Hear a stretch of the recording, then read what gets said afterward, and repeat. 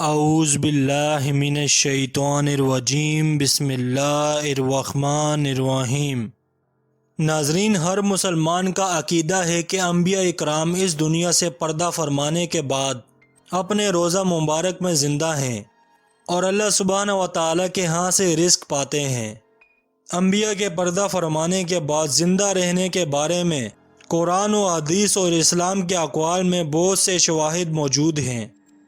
اللہ سبحانہ و تعالیٰ قرآن پاک میں فرماتے ہیں، اور اللہ کی راہ میں شہید ہونے والوں کو مردہ مت کہو بلکہ وہ زندہ ہیں، حالانکہ تمہیں اس کا شعور بھی نہیں ہے۔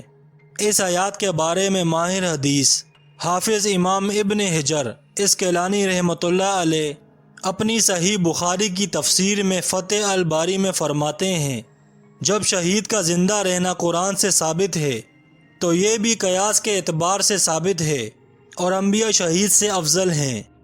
انس بن مالک رضی اللہ تعالی عنہ روایت کرتے ہیں کہ رسول اللہ صلی اللہ علیہ وسلم نے فرمایا، انبیاء اپنے قبروں میں زندہ ہیں، نماز پڑھتے ہیں۔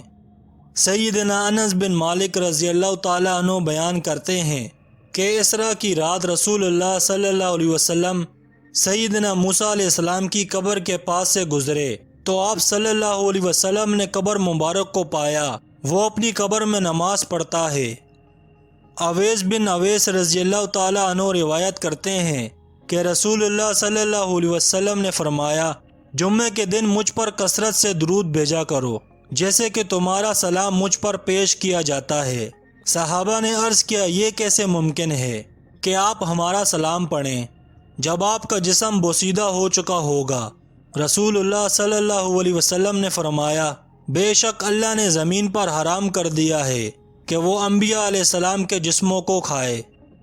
ناظرین، اللہ سبحانہ و تعالی نے مجموعی طور پر 1,24,000 پیغمبر بھیجے ہماری ہدایت کے لیے، جو الگ الگ وقتوں پر مختلف قوموں پر بھیجے گئے، جن میں سے صرف 25 کا ذکر قرآن میں ہے۔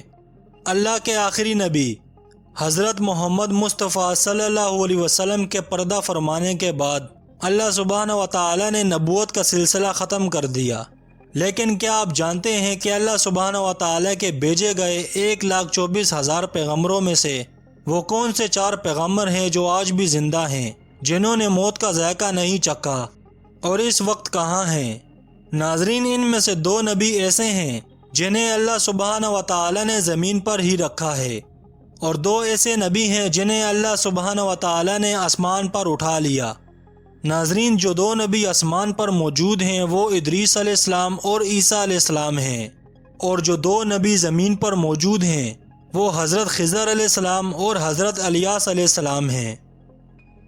ناظرین، حضرت ادریس علیہ السلام حضرت نوح علیہ السلام کے پردادا تھے۔ حضرت آدم علیہ السلام کی دوسری ممتاز اولاد تھے جنہیں نبوت سے نوازا گیا۔ حضرت آدم علیہ السلام اور شیث دونوں کی کتابوں اور تختیوں کا مطالعہ کرنے کی وجہ سے انہیں ادریس کہا جاتا تھا۔ کہا جاتا ہے کہ اللہ سبحانہ و تعالی نے آپ کو علم، نجوم، ریاضی اور بہت کچھ سکھایا۔ آپ پہلے انسان تھے جنہوں نے کپڑا بنایا اور اس پیشے پر سب سے زیادہ کام کیا اور بطور لباس استعمال کیا، ورنہ اس سے پہلے لوگ جانوروں کی کھالوں کا استعمال کیا کرتے تھے۔ اور ادریس علیہ السلام نے سب سے پہلے قلم کا استعمال کرنے اور لکھنے کا درس دیا۔ حدیث میں آتا ہے کہ ادریس علیہ السلام وہ پہلے آدمی تھے جنہوں نے بنی نوح انسان کو پڑھنے لکھنے کا فن متعارف کروایا۔ ناظرین، ایک دن حضرت ادریس علیہ السلام کو اللہ سبحانہ و تعالی کی طرف سے اطلاع دی گئی کہ آپ کو ان تمام نیکیوں کا اجر ملے گا جو انسان اپنی آخری سانس تک ہر روز انجام دے گا۔ حضرت ادریس علیہ السلام اس خبر سے بہت خوش ہوئے اور اللہ سبحانہ و تعالی کی تمام نعمتوں کا شکر ادا کیا۔ لیکن ادریس علیہ السلام کافی بوڑھے ہو چکے تھے اور اس زمین کو چھوڑنے اور موت کو قبول کرنے کے لیے بالکل تیار نہیں تھے۔ وہ اس لیے کہ انہوں نے اپنی پوری زندگی اللہ سبحانہ و تعالی کی عبادت کرنے میں اور اچھائی میں لگا دی، اس لیے وہ اپنی زندگی سے بہت خوش تھے۔ وہ مزید اللہ سبحانہ و تعالی کی عبادت کرنا چاہتے تھے۔ انہیں ڈر تھا کہ اگر میری زندگی ختم ہو گئی تو میں اللہ سبحانہ و تعالی کی عبادت نہیں کر پاؤں گا۔ وہ نہیں چاہتے تھے کہ ان کی یہ زندگی ختم ہو، اس لیے وہ مزید زندہ رہنا چاہتے تھے۔ تاکہ وہ مزید اللہ سبحانہ و تعالی کی عبادت کر سکیں۔ چنانچہ ادریس علیہ السلام نے موت کے فرشتے سے بات کرنے کا فیصلہ کیا اور موت کے فرشتے سے اپنی موت میں تاخیر کرنے کے بارے میں سوچا۔ اس وقت ایک فرشتہ ادریس علیہ السلام کے پاس تھا۔ فرشتے نے ادریس علیہ السلام کی درخواست پر اتفاق کیا اور ادریس علیہ السلام کے ساتھ مل کر موت کے فرشتے سے ملنے کا فیصلہ کیا۔ ناظرین، ادریس علیہ السلام فرشتے کے پر بیٹھ کر چوتھے آسمان پر گئے اور موت کے فرشتے سے ملاقات کی۔ ادریس علیہ السلام کے ساتھی فرشتے نے موت کے فرشتے سے کہا، ادریس علیہ السلام جاننا چاہتے ہیں کہ کیا آپ ان کی عمر دراز کر سکتے ہیں؟ ناظرین، موت کا فرشتہ دنگ رہ گیا اور اس نے جواب دیا کہ ادریس کہاں ہے؟ فرشتے نے کہا کہ وہ میری پیٹھ پر ہیں۔ پھر موت کے فرشتے نے جواب دیا، کتنی حیرت انگیز بات ہے، مجھے بھیجا گیا اور کہا گیا کہ ادریس کی روح چوتھے آسمان پر قبض کر لو۔ میں سوچتا رہا کہ جب وہ زمین پر ہیں تو میں اسے چوتھے آسمان پر کیسے لا سکتا ہوں۔ ناظرین، اللہ سبحانہ و تعالیٰ کی شان ہے، موت کے فرشتے کو جس کام کے لیے بھیجا گیا تھا اس نے اس کام کو انجام دیا، اور جیسے کہ اللہ سبحانہ و تعالیٰ نے موت کے فرشتے کو ہدایت کی کہ ادریس علیہ السلام کی روح کو چوتھے آسمان پر قبض کر لو۔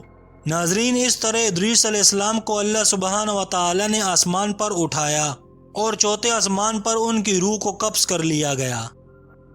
ناظرین، حضرت عیسیٰ علیہ السلام بنی اسرائیل کے آخری نبی تھے۔ حضرت عیسیٰ علیہ السلام ان پیغمبروں میں سے تھے جن کا ذکر اللہ سبحانہ و تعالیٰ نے قرآن مجید میں کیا ہے۔ اللہ سبحانہ و تعالیٰ نے قرآن مجید میں ان کا ذکر 25 مرتبہ فرمایا۔ انبیاء کے ترتیب کے مطابق حضرت عیسیٰ علیہ السلام وہ نبی تھے جو اللہ سبحانہ و تعالیٰ کے آخری نبی رسول اللہ صلی اللہ علیہ وسلم سے پہلے تشریف لائے۔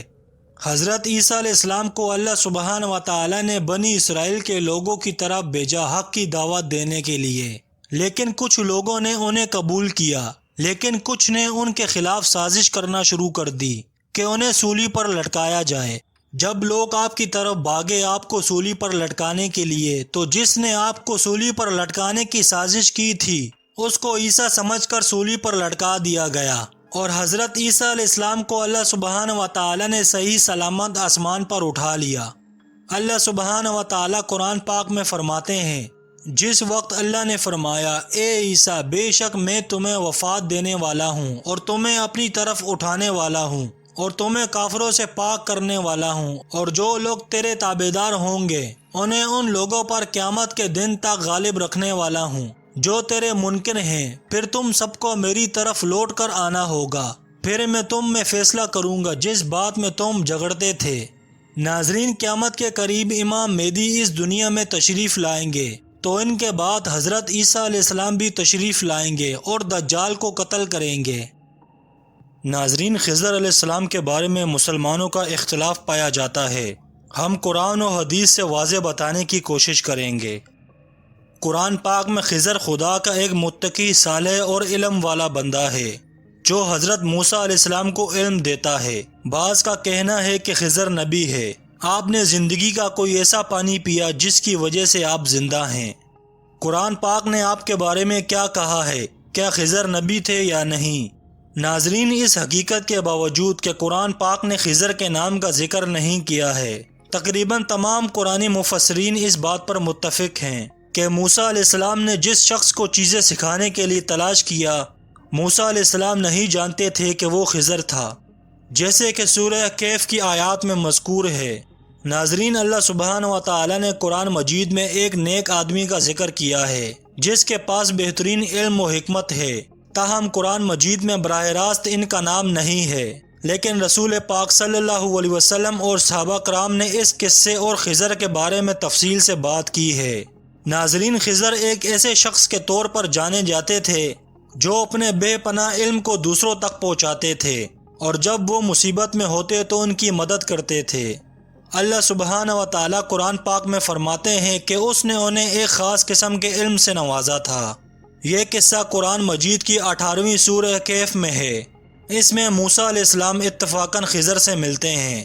پھر خضر وہ کام کرتے ہیں جو موسیٰ علیہ السلام کو قابل اعتراض معلوم ہوتے ہیں، تاہم موسیٰ علیہ السلام کو اپنی اعمال کے پیچھے گہری حکمت کا ادراک نہیں ہے۔ ان کے مقابلے کے اختتام پر خضر اپنے اعمال کے پیچھے دلیل کی وضاحت کرتا ہے۔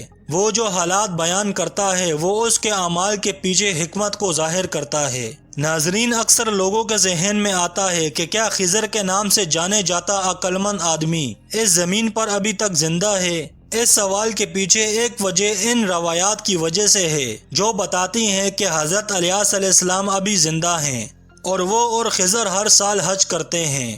تاہم ان باتوں کی بنیاد کافی کمزور ہے اور روایات حقائق پر مبنی نظر نہیں آتی، لہٰذا ہم یہ نہیں کہہ سکتے کہ وہ مستند ہے۔ ناظرین، یہ وہ معاملہ ہے جس پر مسلمانوں نے اختلاف کیا ہے۔ البتہ زیادہ مروجہ قول یہ معلوم ہوتا ہے کہ خضر زندہ نہیں ہے۔ اس کے پیچھے بہت سی وجوہات ہیں۔ ان میں سے قرآن مجید کی وہ آیات بھی ہے جہاں اللہ سبحانہ و تعالی فرماتے ہیں کہ ہم نے نبی کریم صلی اللہ علیہ وسلم سے پہلے کسی انسان کو لافانی نہیں عطا کیا۔ ناظرین، اس کی ایک اور دلیل وہ حدیث بھی ہو سکتی ہے جس میں رسول کریم صلی اللہ علیہ وسلم نے یہ دعا فرمائی کہ اللہ مسلمانوں کو بچا لے، کیونکہ اگر وہ تباہ ہو گئے تو اللہ کی عبادت کے لیے کوئی باقی نہ رہے گا۔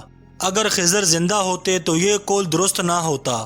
ابن کثیر بھی بہت سی دلائل پیش کرتے ہوئے کہتے ہیں کہ خضر زندہ نہیں ہو سکتا۔ ناظرین، پھر بھی ہمیں اس کے بارے میں یہی کہنا چاہیے کہ اللہ سبحانہ و تعالی بہتر جانتا ہے۔ ناظرین، حضرت الیاس علیہ السلام اللہ کے نبی اور رسول تھے۔ الیاس علیہ السلام بنی اسرائیل کے انبیاء میں سے تھے۔ وہ موسیٰ علیہ السلام کے بھائی ہارون کی اولاد میں سے تھے جنہیں بنی اسرائیل کی رہنمائی کے لیے بھیجا گیا تھا۔ قرآن مجید میں ان کا نام 2 مرتبہ آیا ہے، ایک بار سورہ مریم میں اور دوسری بار سورہ صفات میں۔ پہلی سورہ میں ان کا ذکر زکریا اور عیسیٰ علیہ السلام کے ساتھ ایک نیک آدمی کے طور پر کیا گیا ہے اور دوسری سورہ میں خدا کے پیغمبر کی طور پر کیا گیا ہے۔ اللہ سبحانہ و تعالی قرآن پاک میں فرماتے ہیں، بے شک الیاس رسولوں میں سے تھے۔ جب اس نے اپنی قوم سے کہا، کیا تم خدا سے نہیں ڈرتے؟ کیا تم بال کو پکارو گے اور سب سے بہترین خالق خدا کو چھوڑ دو گے جو تمہارا رب اور پالنے والا اور تمہارے پرانے باپ دادا کا رب اور پالنے والا ہے؟ ناظرین، کچھ مسلمانوں کا خیال ہے کہ الیاس علیہ السلام ابھی بھی زندہ ہیں اور ہر سال خضر کے ساتھ حج پر جاتے ہیں۔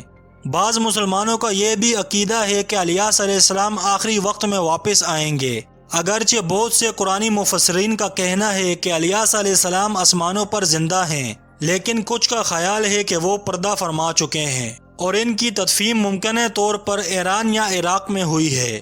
قرآن پاک نے اس بات کا ذکر نہیں کیا ہے کہ الیاس علیہ السلام کی وفات کیسے ہوئی، اس لیے اس سوال کا جواب کسی کے پاس نہیں ہے۔ کوئی نہیں جانتا کہ الیاس علیہ السلام کی وفات کیسے ہوئی سوائے اللہ سبحانہ و تعالی کے۔ ناظرین، امید ہے کہ اس ویڈیو سے آپ کو واضح ہو گیا ہوگا کہ کون سے 2 نبی آسمان پر ہیں اور کون سے 2 نبی زمین پر، اور قرآن و حدیث اس بارے میں کیا کہتے ہیں۔ ہم نے کوشش کی ہے کہ قرآن و حدیث کی روشنی میں آپ کو بتائیں۔ امید ہے کہ آپ کو یہ ویڈیو پسند آئی ہوگی۔ مزید اس طرح کی ویڈیوز دیکھنے کے لیے اردو بک چینل کو سبسکرائب کریں اور اپنا خیال کیجیے گا۔ اللہ حافظ۔